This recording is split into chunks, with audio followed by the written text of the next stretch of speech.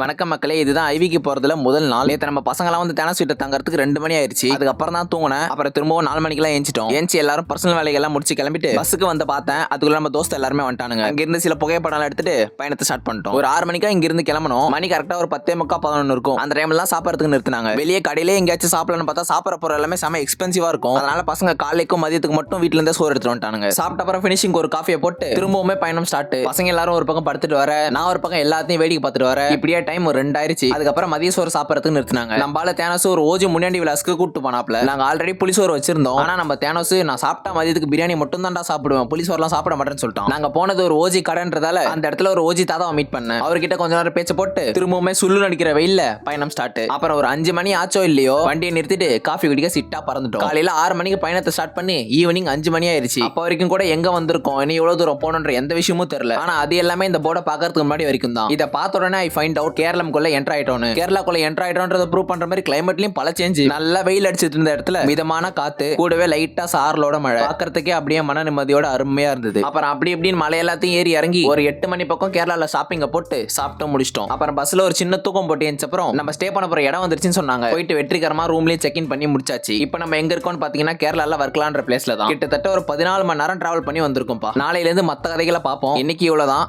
நான் தூங்க போறேன். தொடர்பில் இருக்கவும்.